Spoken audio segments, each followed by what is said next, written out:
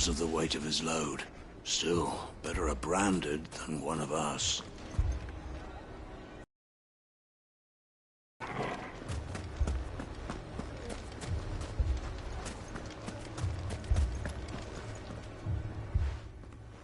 Sid, your new companion appears much more formidable than your uncle.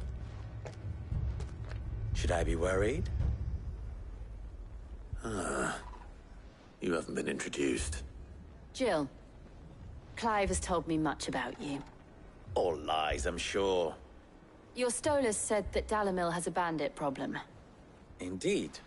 Although, you're a little late. They left with our food and guild days ago. Any idea where they went?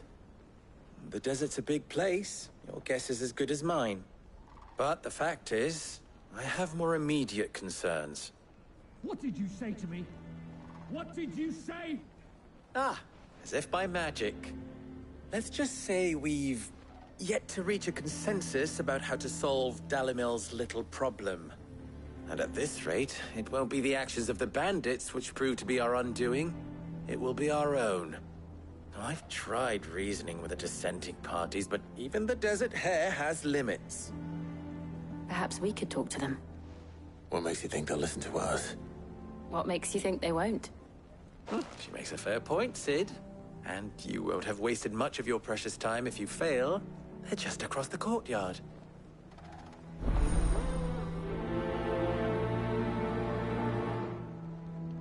Suppose we just follow the shouting.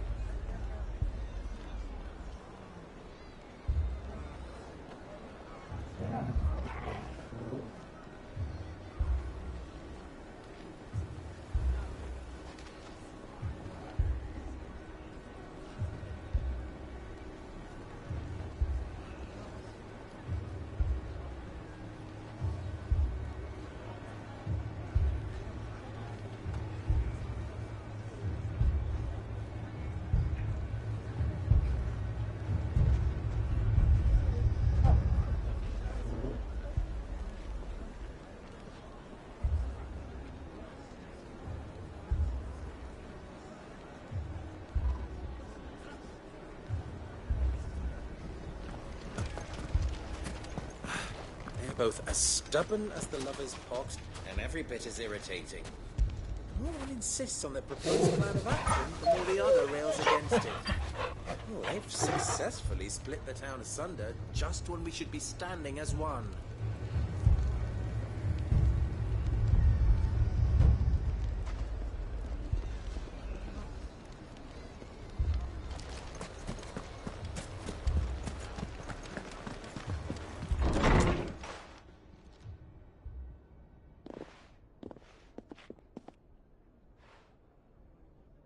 You wouldn't talk like that if it had been your men whose throats were slit.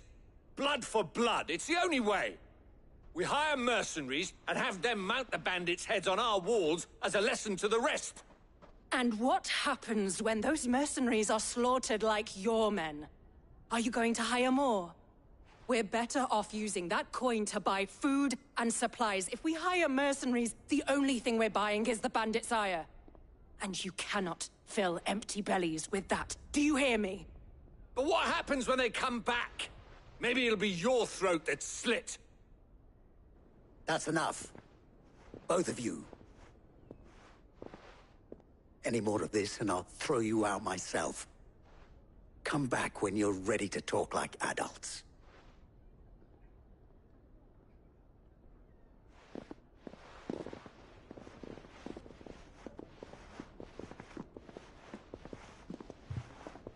Victor. What's he doing here?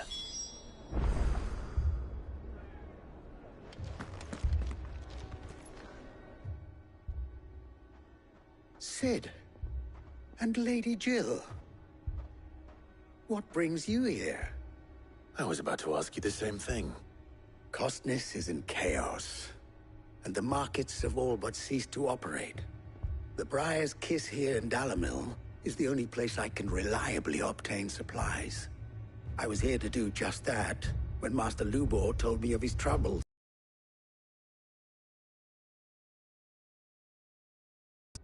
But if you're here, I suppose his patience must be waning. Who are those people? Those were the thorns in Lubor's side. And the reason this place might be headed the same way as Costness. It's these accursed skies. The dark... On the skies. But in the meantime, perhaps we can find a solution to Dalimil's problems. I hope so. For all our sakes.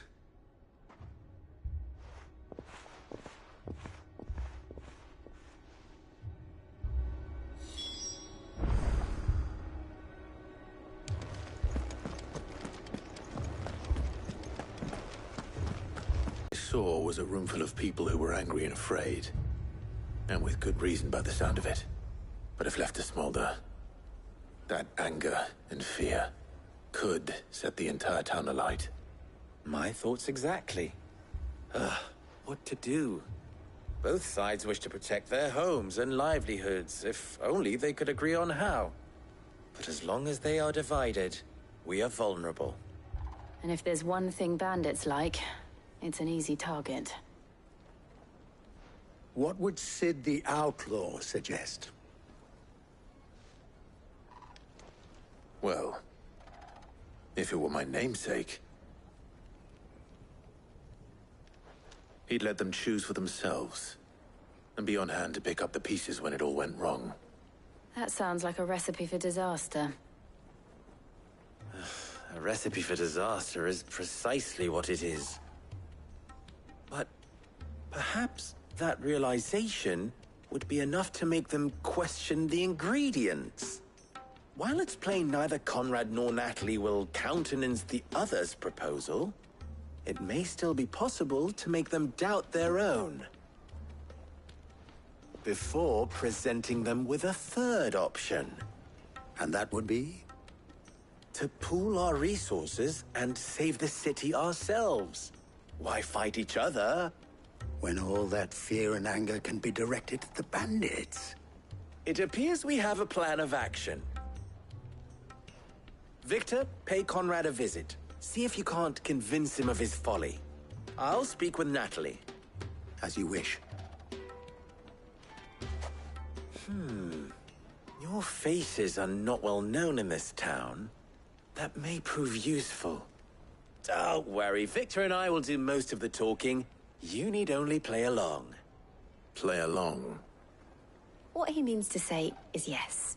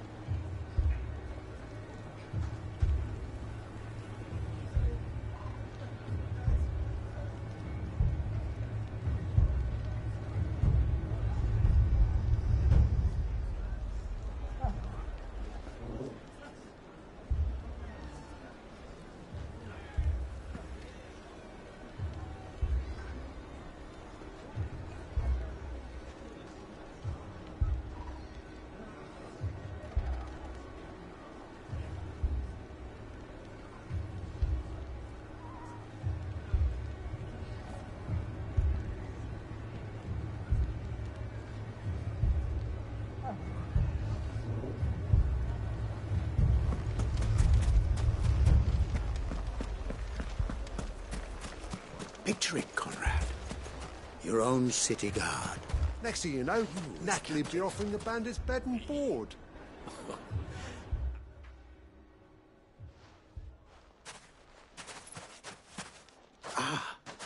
Here she is.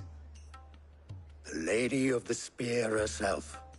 Conrad, may I introduce you to Jane, commander of the Red Wings, the oldest mercenary guild in the Free Cities. A pleasure, my lady. The pleasure is all mine.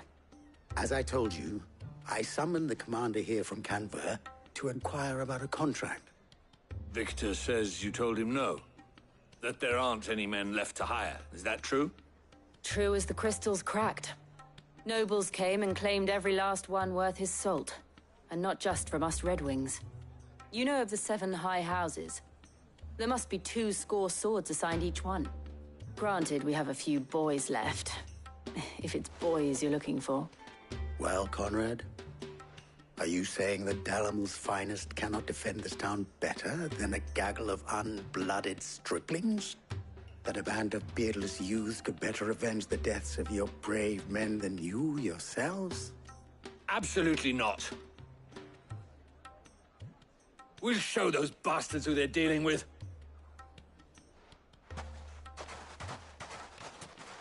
I can't believe that actually worked.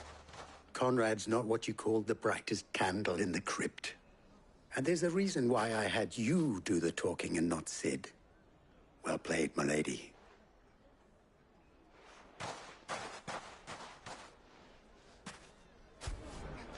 Then let us band together and show these brutes that Dalimil is not to be trifled with. I wonder if Conrad has the right of it. We always called on sellswords and the men of the Rock to guard our gates before.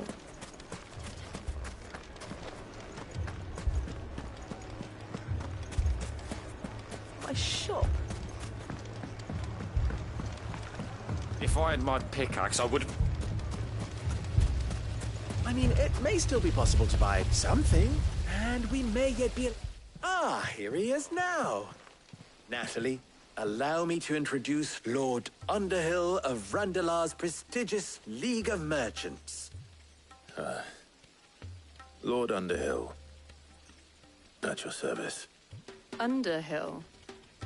I was just telling the good lady of our conversation, my lord, and how you were lamenting the state of the capital's stores. Lubor says that not only are the granaries almost empty, but that war and the Blight mean this season's harvest won't be enough to fill them for winter.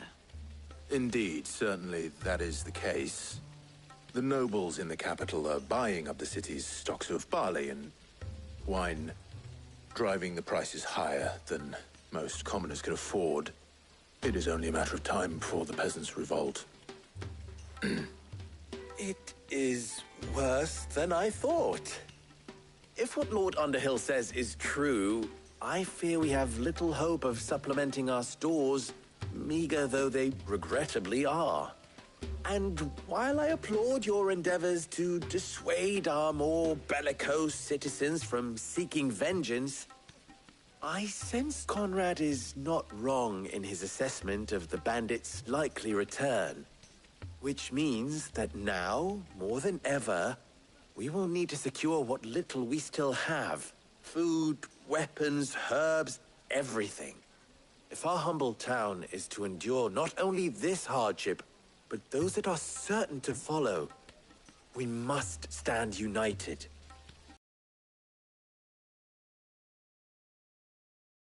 To protect my home, I'll do it. But you needn't have gone through this charade.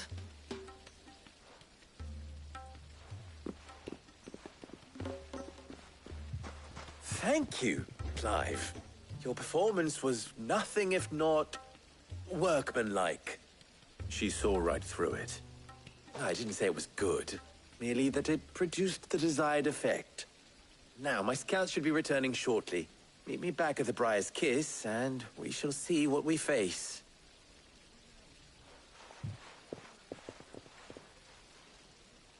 I'm not convinced our roles in this ruse were entirely necessary. I don't know. Conrad seemed quite taken with you.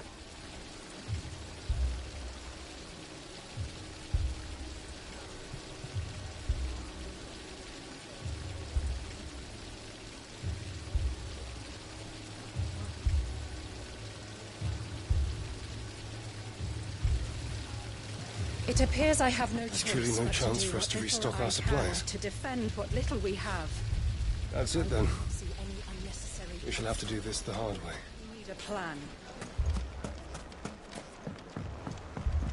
Mummy? Oh, I'm ruined. If you're wondering why Dalimil's in such a sorry state, you can blame the bandits. Them and the mercenaries who are guarding the gates.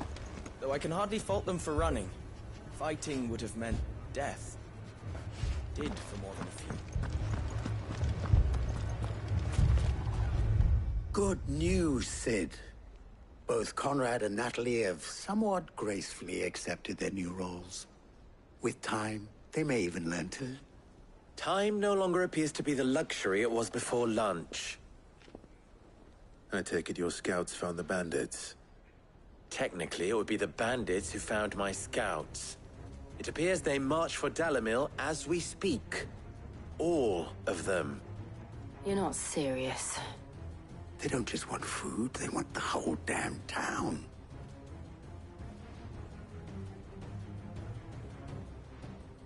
I have a favor to ask.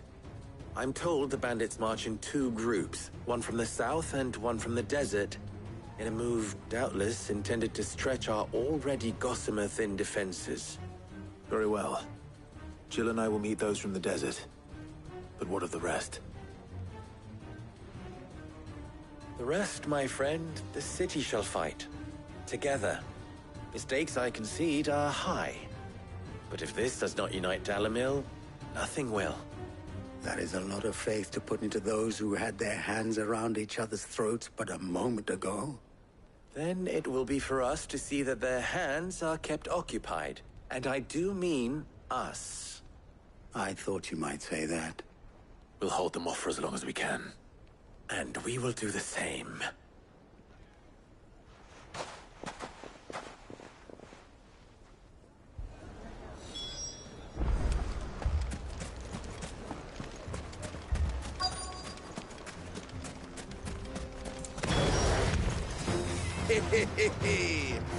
The women folk have come to welcome us.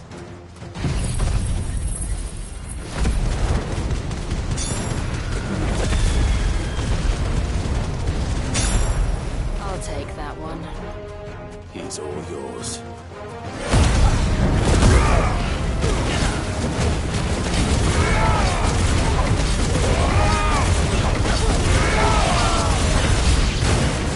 They mean to overwhelm us.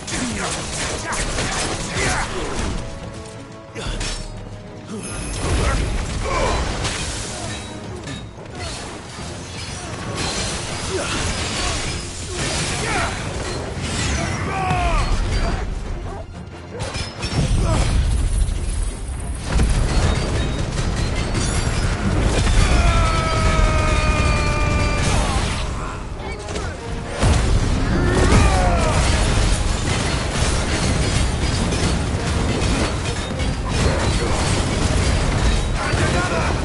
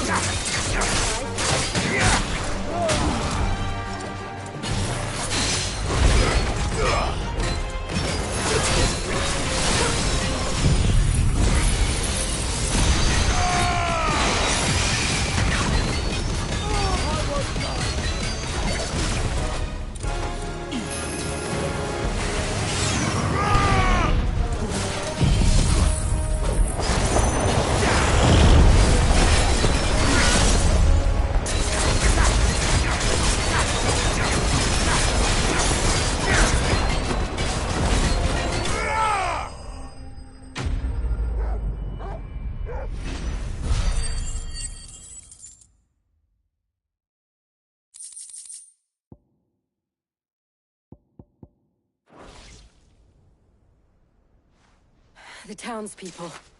Could they have held out? I don't hear any fighting. What do you think? That we should hurry.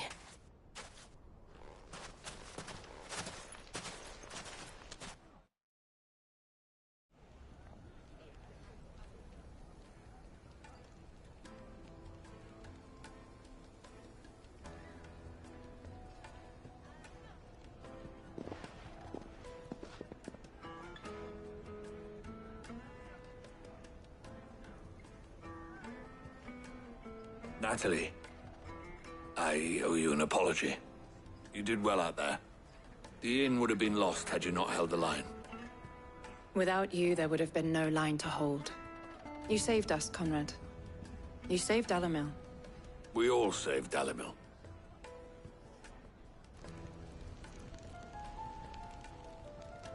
Conrad seems to have had a change of heart. I'd say they both have. I take it from your presence that our visitors from the desert won't be joining us either. Pity. The plan worked, Sid. Granted, it only took an army of bloodthirsty bandits at our gate. Come now, Victor. Why quibble over the details? We are united, and that is all that matters. As for you, Sid, you fight considerably better than you act. I'll take that as a compliment.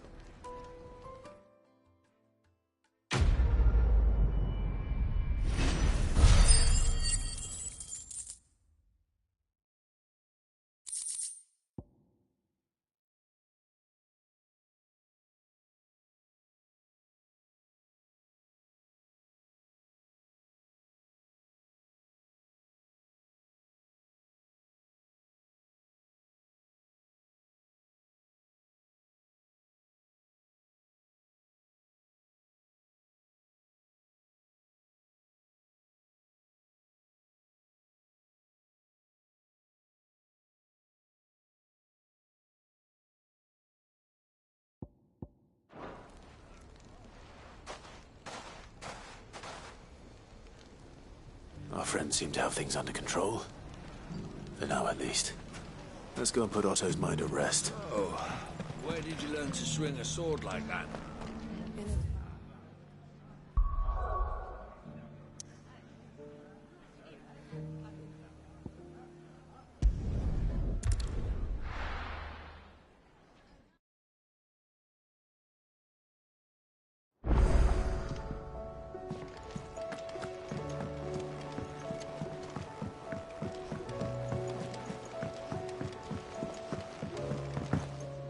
Did you see that?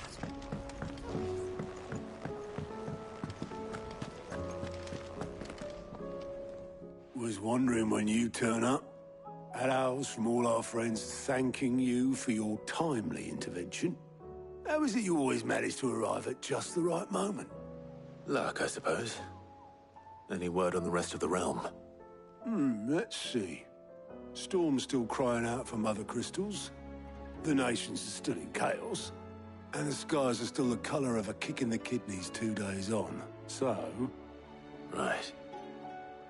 Clive, we knew this was going to happen. Well, not the bleeding skies part, but you take my point. Now's not the time to second-guess yourself. Now's the time to visit the infirmary. Talia says your brother's awake. Thank you, Otto.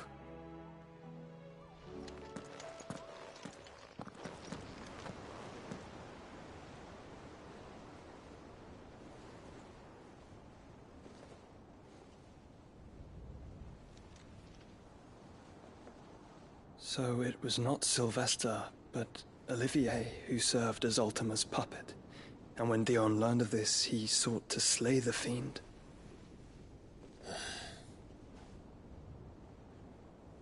Only for his father to take the spear that would have freed him. Enough to drive a man to madness. Small wonder he hasn't stirred. I would be afraid to wake. Had I but reached out to him sooner, warned him of the threat Ultima posed. But now, both an empire and her prince lie broken. Joshua, what do you know of Ultima?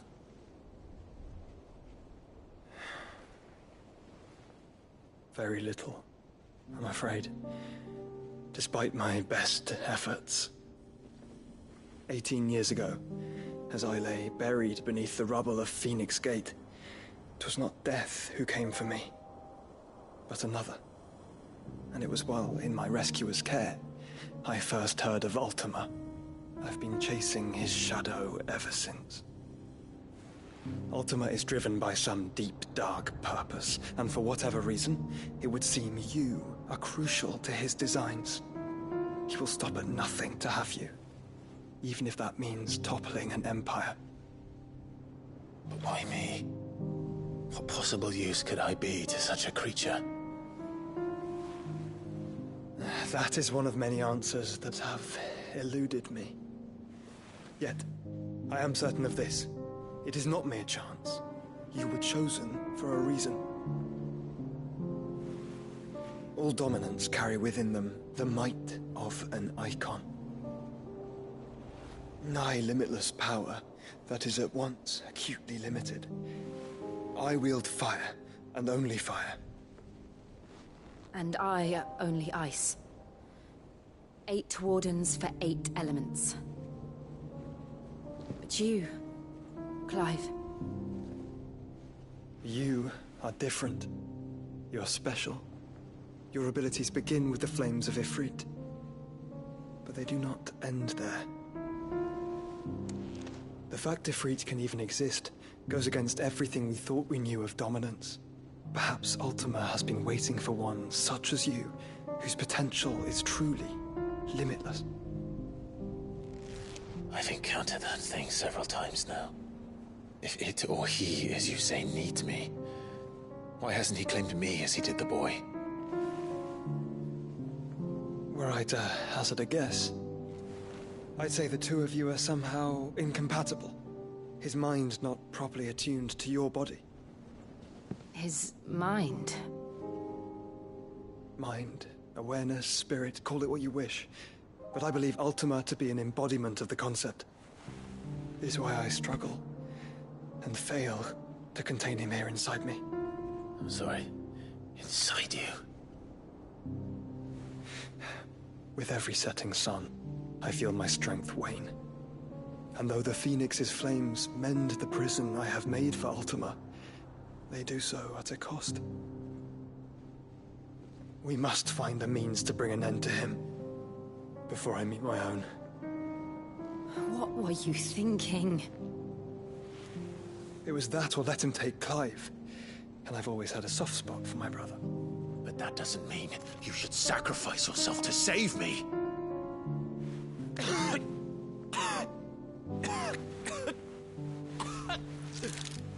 Joshua. Clive, it's Gav. There's an army of Akashic at the gates of Canver.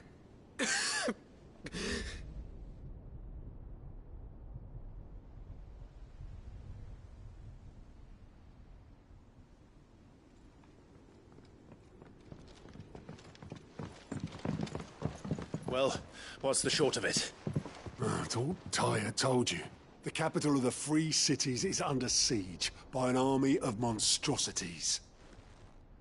The city guard are doing their best to stem the tide, but numbers ain't on their side. What of Lord Byron and Mid? Were they able to escape? No, but they're all right for now. They're hiding with Gav at midship. We have to get them out of there. And we shall. Here. This road, through Tabor, should provide the least trouble. Good. What a coincidence. Tabor is exactly where I'm bound. Joshua, bed is where you should be bound. You don't think I told him the exact same thing? Were Tyre not such a talented healer, I would surely have been inclined to agree.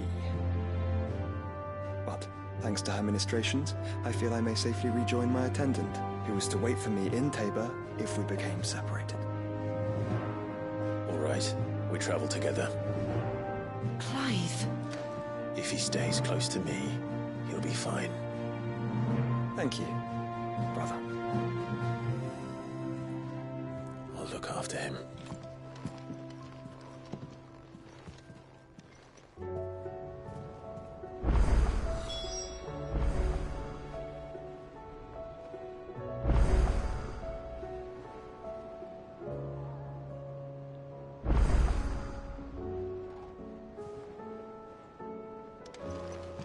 My attendant was with me in the Dominion before I primed. She would have watched the battle unfold and witnessed its outcome. I trust you'll be waiting for me in Tabor, where I can finally introduce you.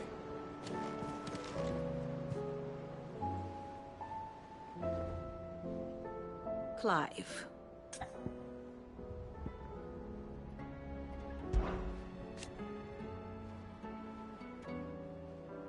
Then how could it not? But are we any better?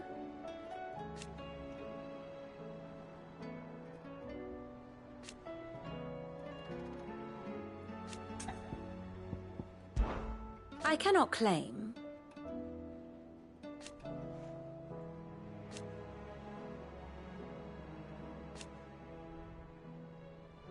Such are the wages. Ironic, then. I do so enjoy our little chats.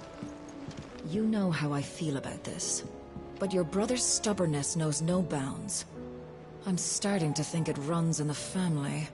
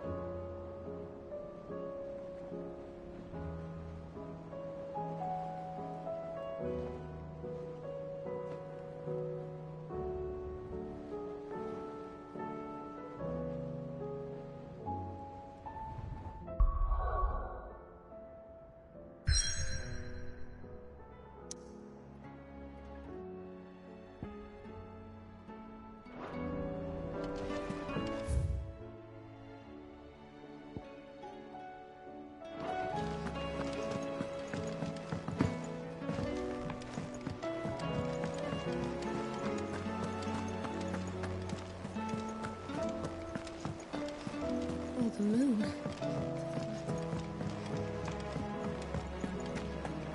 Seems the hideaway is blasted book. Can you... Here, you put me in this situation, Clive. You can bloody well get me out of it. I need a hand with a recipe. Are you sure it's me you're looking for? I'm not much of a cook. I'm all the cook will be needing, thank you very much. What I want from you is a little of your time, right? Oh, and perhaps your sword. You remember Ivan's stew, right? Well, despite the look of the thing, and that awful stench, people wolf it down. So I thought I'd try making one of these supposed masterpieces myself.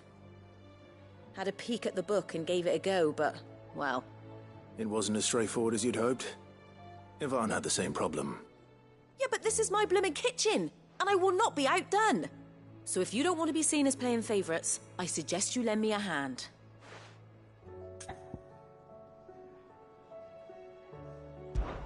I've never been one to play favorites, Molly. And I would be only too happy to lend you a hand. So, what's on the menu this time? A fried mortress of skyworm. That's one heck of a name, innit? Recipe seemed easy enough to an old hand like myself. Thought I'd followed it to a T. Only, turns out skyworm livers and drake's mint are not what I thought they were. At least I hope they're not, given the rancid mess they made. Ivan said the recipes in the culinary pilgrimage date back centuries. Who's to say the ingredients even exist anymore? Wow. That's a question for a scholar, wouldn't you say? Perhaps you know of one? kindly old fella who haunts the shelves, maybe? Fine. I'll go and speak to Harpocrates. Perhaps he'll know something. And if he does, I'll see if I can find your ingredients for you. You do that. Lest we forget, you've got a reputation to uphold.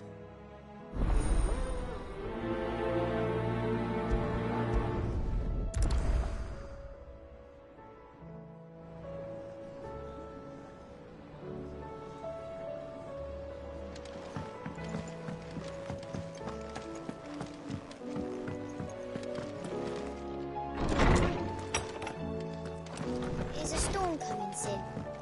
Will there be thunder? Sid, perhaps you can help me solve a mystery. I can certainly try. Who's gone missing this time? It's not who, but what. Mid's scales, the ones she made for her workshop. I borrowed them to teach the little ones about weight, and shortly after the lesson, well, they vanished. My first thought was that they'd taken them off somewhere to play, but when I asked, they swore they had nothing to do with their having disappeared. Which almost certainly means they had everything to do with it. Perhaps a visit from Sid will jog their memories. I think it just might. Thank you.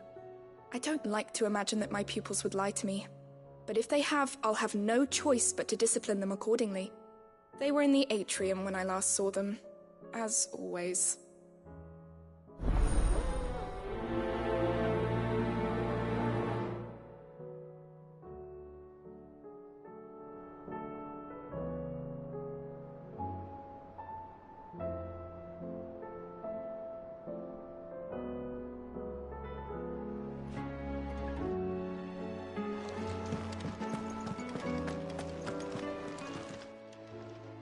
Lawsman Harpocrates.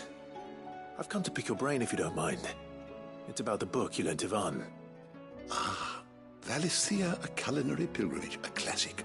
One of my favorites, in fact. The young man did a wonderful job with the Chance's stew. I do hope we shall be able to sample more such marvels in due course. That's actually why I'm here. I don't suppose you know where I might find skyworm livers and drake's mint. Ah, so the fabled Sandbrequois delicacy is next on the menu. Delightful. The descriptions of fried mortress never fail to make my mouth water. Now, skyworm is a somewhat antiquated name for the wyvern, their ground livers being the paste from which the mortress is made. Dragon livers? How very Sandbrequois. One would have thought the disciples of Bahamut would have a touch more reverence for their icon's brethren, but apparently not. I believe the specific dragon the recipe demands is the blueback wyvern, said to be the very color of the sea beside which it resides. So we know where to look for our liver. But what about the drake's mint? Saint's bonnet in contemporary parlance, a herb which grows along the North Reach coast. I gather that one can locate the cheerful yellow flowers by their heady scent alone, so I'm sure you'll have no trouble finding them. I may add that people once believed game was best served with the flora that sustained it in life, in which regard fried mortress of skyworm is undoubtedly a typical dish of the time. Meaning that if I find one, I find the other. To Northreach, then. Best of luck, Clive. And do save me a bite once the dish is complete.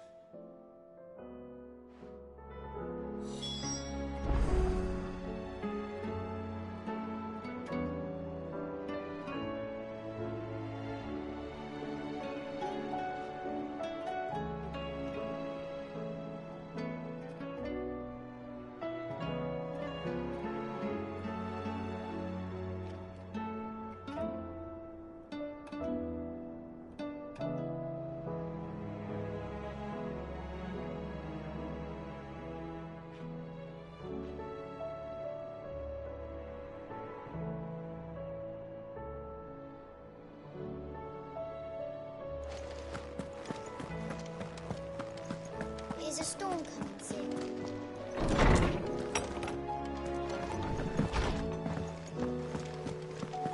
Seems the hideaway is... Did you see the pair that got pulled into time?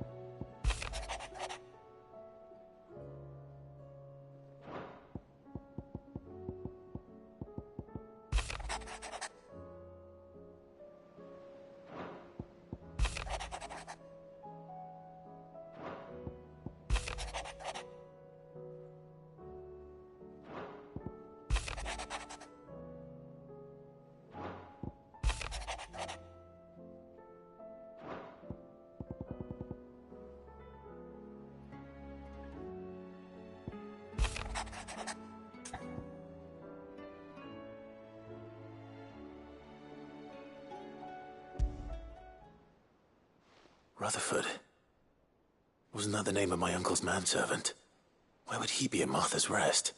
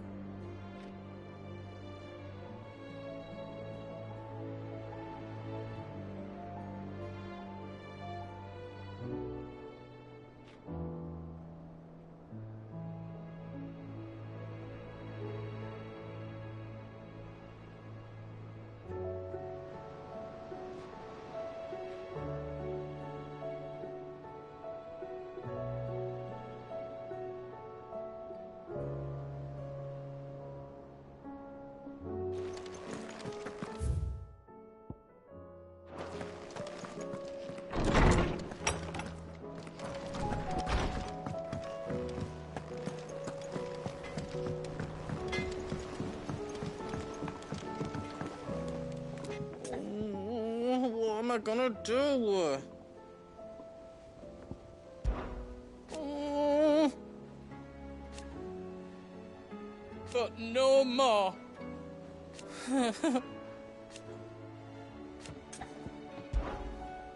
Is everything all right, Goots? You seem more discomposed than usual.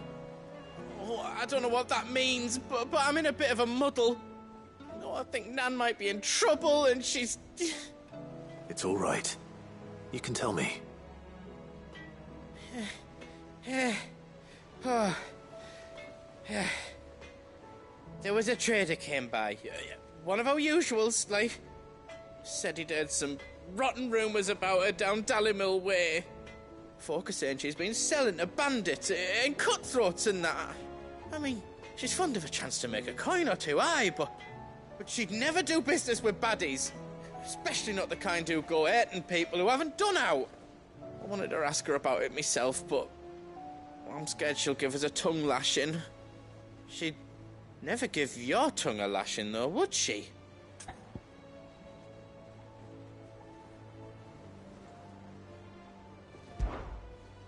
Don't worry. I'll speak to her. Oh, thanks, Clive. You'll let me know what she says, won't you? Of course. I'm sure it's all just a misunderstanding.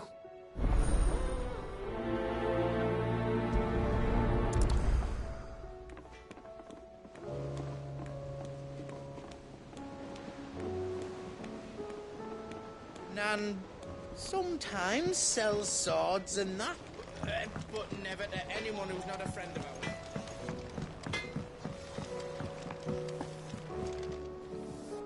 Lady Karen. How's business? Not nearly as foul as the weather. You're doing good trade, then? Both in and out of the hideaway? Can't complain. Wait. What exactly are you getting at?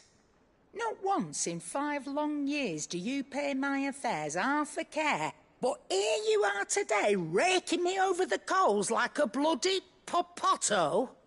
Just asking. Out of interest. All right. I'm here because I was told that certain rumors have been circulating. About you selling weapons to brigands. Oh, are you? And who was it who knows me so well as to tell tales of my evil exploits? I didn't exactly hear firsthand. All I know is that someone in Dalimil has been spreading word to that effect. And what? You believe it? You think I'm profiting off the blood of innocents, do you? Look, I've done things I'm not proud of. Might be there were a time when I turned a blind eye to the wretchedness of the world so I could line my pocket. But that woman is no more. And you'd know that if you'd ever paid the slightest bit of notice. You're right, Lady Karen. I apologize. It was wrong of me to doubt you. No, it was. Now, I reckon you've got better things to do than pointing your do-gooding finger at a poor old woman. Of course. Good day.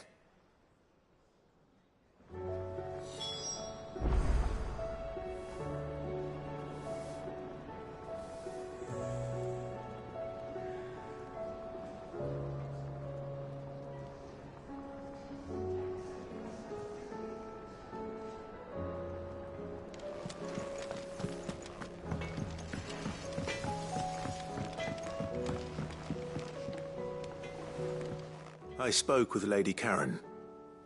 What did she say? That the rumors were unfounded, and that I was a fool for thinking they might hold any truth, along with some other things that made her feelings clear.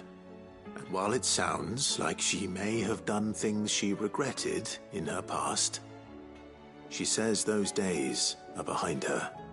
Oh, well, that's good. I knew Nan wasn't caught up in out bad. But why would people say she was? What did she ever do to them? It's not right. No, it's not. But people do things for all sorts of reasons. Perhaps we'll never know. Well, I'm going to find out. That trader, he said they were all talking about her in Dalimil. So that's where I'm going. I'll find someone who'll tell me, you'll see. Are you sure that's wise? Whoever's spreading these rumors means Karen ill. Oh, right. But that's why you'll be coming with me, isn't it, Clive? I suppose it is.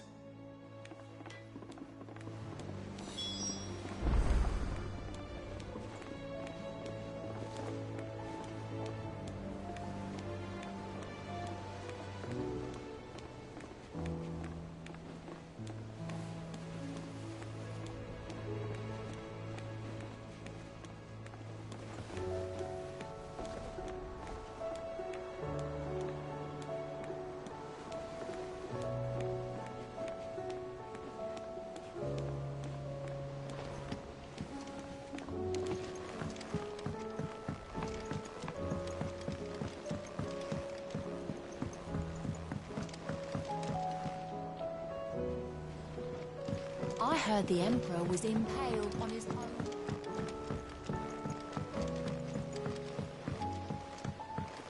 We're all gonna die! You hear me? They're crashing the... What do you reckon we should do? I say we should just...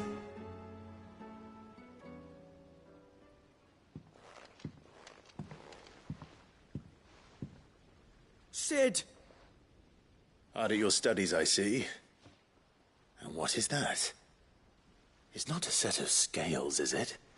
No. Of course it isn't. Well, not anymore, it's not. Oh! And just how long hasn't it been one? We're sorry. But we didn't break them. We dismembered them.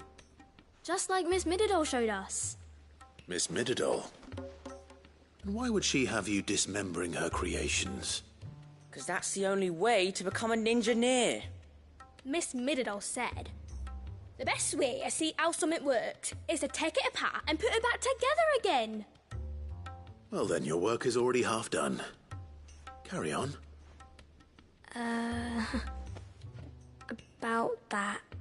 The taking apart was easy enough, but it's the putting back we can't work out. Speak for yourself. The heavy thing goes at the bottom. Then... You three need to learn to take responsibility for your actions. So let's have a look at these paths with fresh eyes, shall we?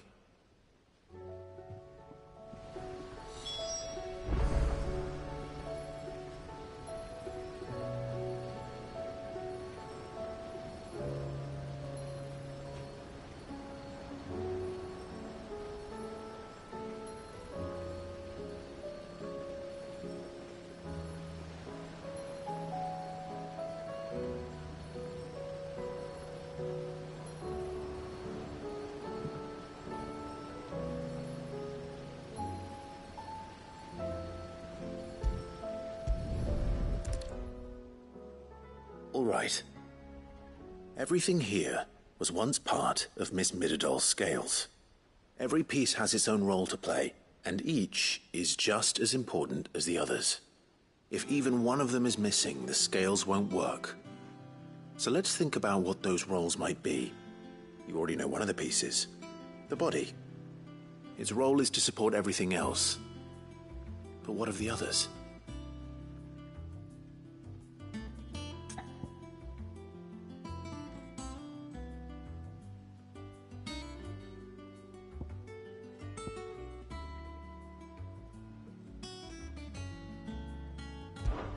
This tiny piece is what's called a cogwheel, or gear. Have you ever seen one before? I have. Miss Midadol's dungeon is full of them. Most are on the floor. She puts them in all her inventions. They spin round and round and round and round and... That's right. They're very useful when you want to make things move. Do you remember if there was anything on the scales that moved? I remember the arm moved when I tried weighing an apple. And then somebody ate it. It's not my fault. You shouldn't have tried weighing it before lunch. You know what part's supposed to move and how it's supposed to move. So, let's put the pieces together first, see what doesn't move, and then stick the cogwheel to that. Not a bad idea. You see? It's not so difficult.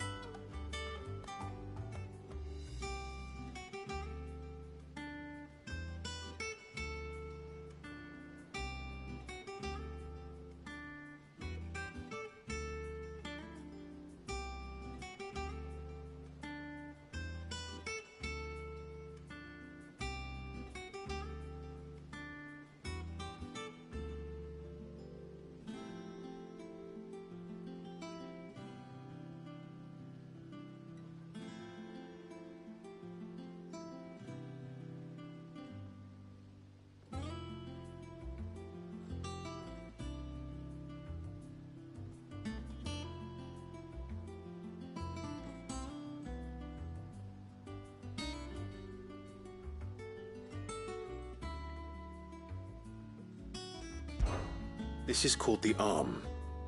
Why do you suppose that is? It doesn't look much like an arm. You're right. It looks more like a wing. Like a chocobo wing! You've ridden a chocobo before, haven't you, Sid? Will you teach me to ride one day? I'll think about it. Now, what do arms do? Hold things.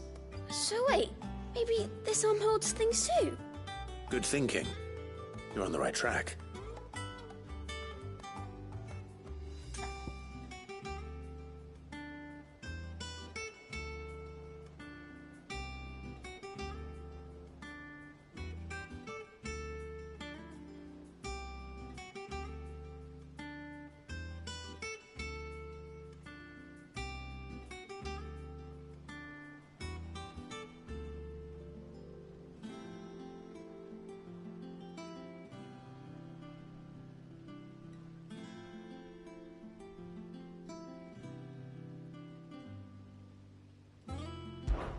These round parts are called the pans. You all know what a pan is, don't you? I do. Molly uses them in the kitchens to fry bangers. But these aren't for frying bangers, you idiot. They're for weighing stuff. But what if I wanted to weigh Goots? I don't think he'd fit on that little thing. Probably not. What are the chains for? Holding the pans up? Well spotted. Which means something must hold the chains up in turn.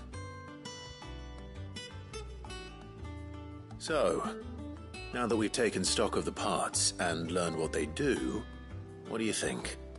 I think we've got it. Then here's what we'll do. You tell me what goes where, and I'll put the scales together. Well, obviously you need to start with the body. All the other pieces fit onto it, don't they? And the arms go on the body, just like real arms. Or wings, if you're a chocobo. And then the arms hold the pans by the chains. Very good. Let's see if that works. Ah, all finished.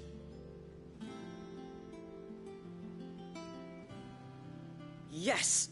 We did it! Well, with Sid's help. Oh, I just put the pieces together. It was you three engineers who showed me how. That's right. We're Miss Mididol's hairs. Her hairs? Yeah, hairs for the future. She's showing us her secrets now, so we can help out the hideaway when we're older. What do you think, Sid? Are we almost ready? With a little more help from Miss Mididol and Miss Shirley, I'd say it won't be long at all. You hear that? It won't be long. Until then, though, do try to be honest with Miss Shirley.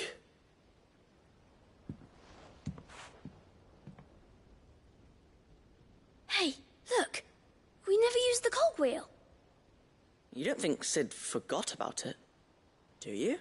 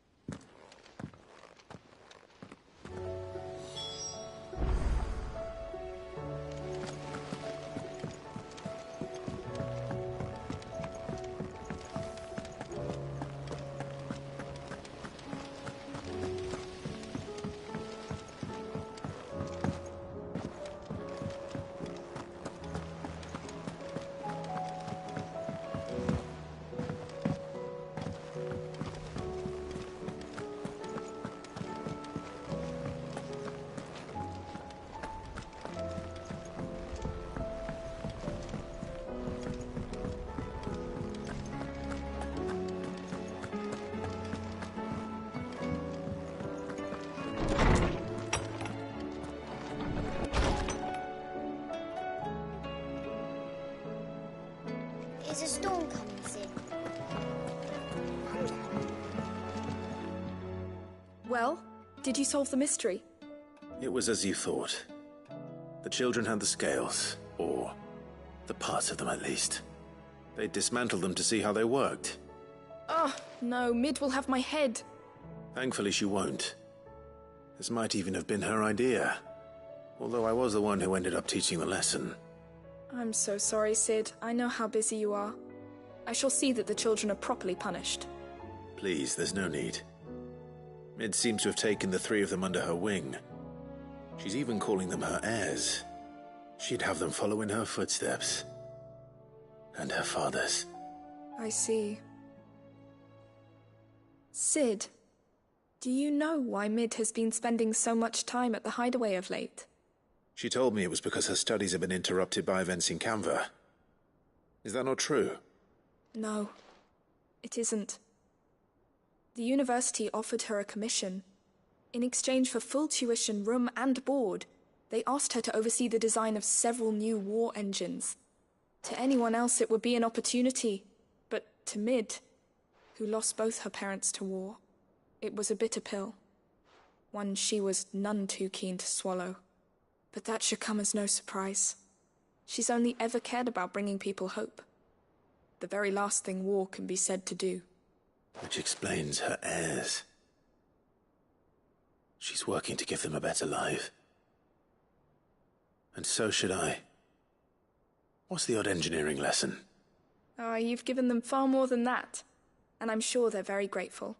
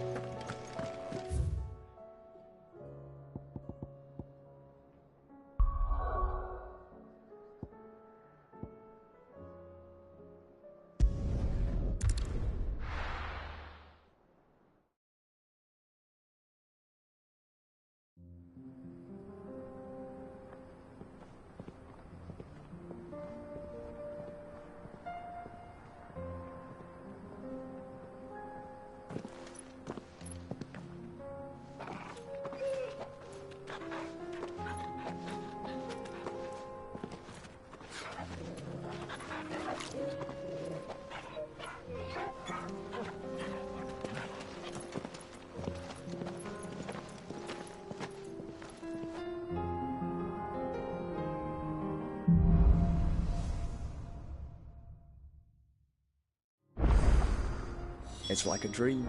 The four of us out walking like we used to. Enjoying this, are you? Gav and the others could be in danger as we speak. You're right. I'm sorry. Yote is a fine scout. If Canville was attacked, she will already have begun gathering information. Tabor isn't far. We should pick up the pace.